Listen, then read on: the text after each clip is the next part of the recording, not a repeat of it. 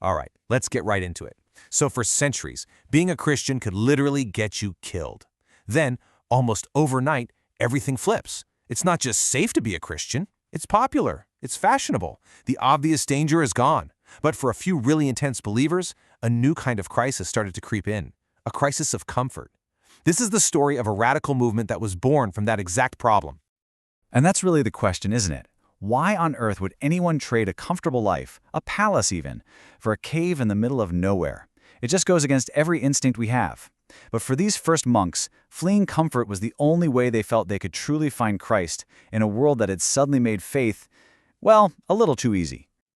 And this slide, man, it lays it all out. Before the year 313, your faith was tested by fire, for real. Persecution meant your commitment had to be absolute. But after Emperor Constantine makes Christianity legal, the church just explodes in size. And it gets filled with people who are kind of Christian in name only. The risk wasn't being thrown to the lions anymore. The new risk was complacency, faith getting watered down. So a new kind of martyrdom was needed. Not a martyrdom of blood, but a martyrdom of the will, of self-denial. And that's exactly where our story kicks off. In response to this new, comfortable Christianity, a handful of people rose up. They didn't protest in the streets or write angry letters.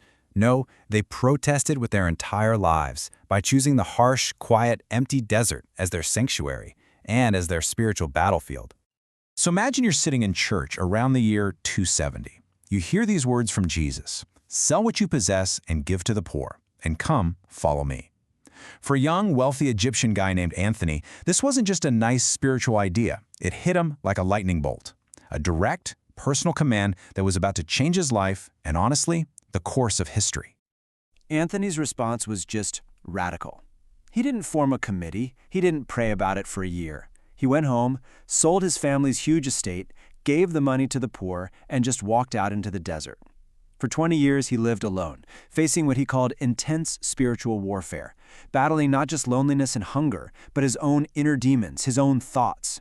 And when he finally came out, he wasn't some broken weirdo. He was filled with this incredible peace and holiness. His quiet life became like a magnet, drawing thousands of people who wanted to learn from this father of the monks. But here's the thing. Anthony's solo path wasn't the only way. Another Egyptian, a former soldier named Pachomius, came up with a totally different model. He thought, hey, maybe we can find holiness together, in a community with shared rules, serving each other and holding each other accountable. So you get these two main streams, the solitary anchorite, like Antony, and the communal cenobite, like Pachomius. Two different paths, but both were aiming for the exact same goal. So what were these guys actually doing out there? They weren't just escaping the world. They were trying to build a new one inside their own souls. The desert became this incredible laboratory for the human spirit. And the wisdom that came out of it was this super practical blueprint for spiritual warfare. At the very heart of their practice was this idea called logosmoi. It's a Greek word, but the concept is simple. The Desert Fathers believed the real battle is always internal. It all starts with our thoughts, these little tempting patterns, these suggestions that pop into our head that lead to sin. The desert was the perfect, quiet arena to finally face those thoughts head-on, to learn to watch your own mind. And check this out. A monk named Evagrius Ponticus actually cataloged the 8 main evil thoughts. Now, if this list looks familiar, it should. It is the original blueprint for what later became the 7 deadly sins. But this wasn't just a list of don'ts. It was this incredibly smart psychological tool. They figured if you could identify the root thought, you could win the battle before it ever became a destructive action. It's kind of like an ancient form of cognitive therapy, but for the soul. It's brilliant. And let's be crystal clear about something. This intense spiritual pursuit was not just for men. The desert mothers, the Ammas, were every bit as tough and as wise. This quote from Amma Syncletica just nails it. The spiritual life isn't easy. It starts with struggle and tears. That's the smoke. But the goal, the reason you push through, is to eventually be set on fire by the divine flame.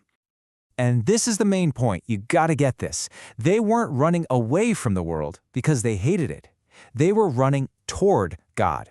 The whole goal was to have a direct, raw, purifying encounter with Him. And they did that by stripping away every single thing that could possibly get in the way. Now, you might be thinking, okay, that's cool for a few people living in caves, but how does that affect me? Well, it's kind of like leaven and dough. This quiet, isolated little movement slowly and profoundly reshaped the entire course of Western civilization. Seriously. The ideas that were born in the Egyptian desert went on this incredible journey. They traveled west with guys like John Cassian. Then they were organized and made sustainable for regular people by St. Benedict. For the next 1,000 years, monasteries became the guardians of knowledge and faith, and their focus on a personal, inner faith even ended up influencing the Protestant reformers centuries later. This right here was the genius of St. Benedict's rule, ora et labora, pray and work. He created this balanced, sustainable rhythm that brought together the spiritual and the practical. A monastery wasn't just a place to pray all day, it was a productive, holy workshop. And that simple idea transformed monasticism from a radical fringe movement into the very heartbeat of medieval culture. And the practical impact was just immense. I mean, think about it. While empires were rising and falling and everything was chaos, it was the monks in these quiet little monasteries who were hand-copying and preserving the Bible. They were saving classic literature through the Dark Ages. They were developing new farming techniques. They founded the first hospitals and orphanages. They became these literal oases of faith, learning, and charity in a really chaotic world. So why does any of this matter to us, sitting here right now? Because the call of the desert, that call to radical focus, is absolutely timeless. It's a call to find stillness in a world that is louder and more distracting than any time in human history. Look, if you take one thing away from this, let it be this. The desert is not a physical place. You don't have to move to Egypt. It's a posture of the heart. It's the intentional choice to create stillness in a world that is screaming for your attention 24/7. So let's make this personal for a second. What's the noise in your life? Seriously, think about it. Is it your phone buzzing every 2 minutes? Is it the endless news cycle? Is it just the constant pressure to always be busy, always be doing something? And if you can name the noise, then where can you find your stillness? It doesn't have to be a cave. Maybe it's a 10-minute walk in the morning without your phone. Maybe it's just turning off the podcast in the car and driving in silence. Where is your desert? And this is the final challenge, right here. The Desert Fathers were convinced that God's voice is often that still, small voice the Bible talks about, and it's so easily drowned out. So what in your life needs to be silenced, even just for a few minutes a day, so that you can actually listen? In the end, their entire radical, world-changing experiment really boils down to this one simple, powerful command. The wisdom of the desert is the wisdom of stillness. It's a challenge to just stop, to be present, and to recognize God in the silence. A lesson from the ancient past that we might need now more than ever.